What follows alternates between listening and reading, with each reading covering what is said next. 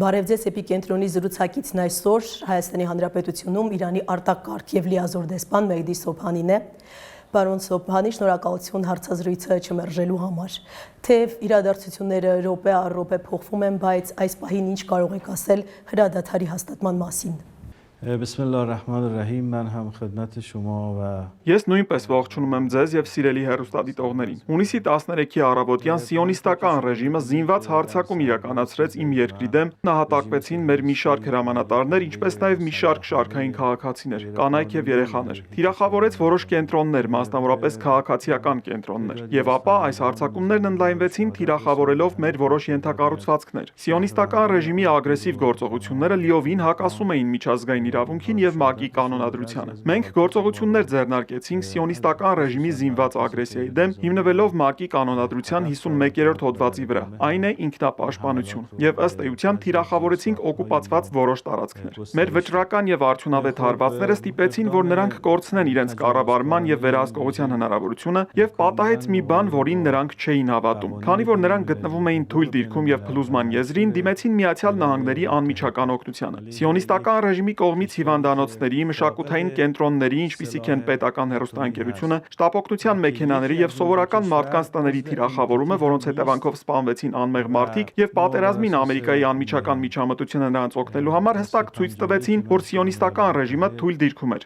լուրջ վնասներ էր կրել եւ անկարող էր դիմակայել Իրանի Իսլամական Հանրապետությանը։ Սիոնիստական ռեժիմի վարչապետը զբաղված է ստելով ու մոլորեցնելով Միացյալ Նահանգների նախագահներին եւ շեղելով հանրային կարծիքը փաստերից։ Այս փուլում նրան հաջողվեց Ամերիկայի նախագահին գցել պատերազմական թակարդի մեջ։ Հետևաբար սիոնիստական ռեժիմի դեմ մեր օրինական պաշտպանության 10-րդ օրը մենք ականատես եղանք Ամերիկայի Միացյալ Նահանգների անօրինական ագրեսիային մեր որոշ միջուկային օբյեկտների նկատմամբ։ Իրականում մենք ականատես եղանք աշխարհի երկու միջուկային տերությունների ագրեսիային եւ հարձակմանը մի երկրի դեմ, որը միջուկային զենք չունի։ Այս երկու երկրներից մեկը միջուկային զենքի չտարածման մասին պայմանագրի անդամ չէ, եւ նրանք հարձակվեցին մի երկրի վրա, որը միջուկային զենքի չտարածման պայմանագրի անդամ է եւ որի խաղաղ միջուկային գործունեությունը գտնվում է ՄԱԳԱՏԵ-ի հսկողության ներքո։ Մենք սկզբից իսկ հայտարարել էինք, որ եթե Միացյալ Նահանգներն ուղղակի մտնի Իրանի հետ հակամարտության մեջ, մեր պատասխանը խիստ կլինի։ Իհարկե, պատերազմի հենց սկզբի օրից Միացյալ Նահանգներն անուղղակի աջակցություն էր ցուցաբերում, եւ ոչ միայն Միացյալ Նահանգները, այլև այլ երկրներ օգնում էին սիոնիստական ռեժիմին եւ քաղաքական եւ ռազմական տեսանկյունից։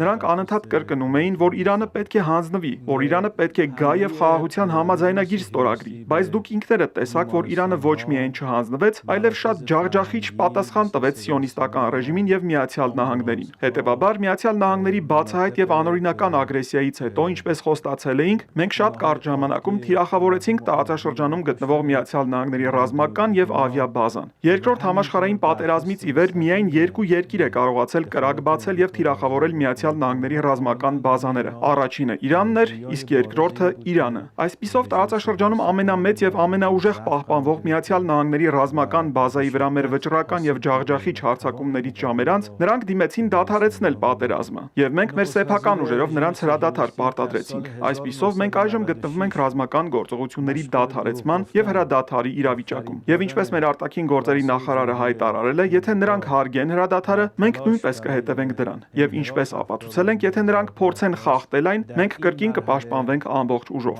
Այս հրադադարի ուղերձն այն է, որ Իրանը իր սեփական ուժերով պատերազմի դադարեցման պատճառ դարձավ եւ հակամարտությունից 10 օր հետո աշխարհը պետք է հասկացած լինի, որ Իրանի հետ ուժի լեզվով չեն խոսում եւ որ ոչ ոք չպետք է սպառնա Իրանին եւ իրանցիներին։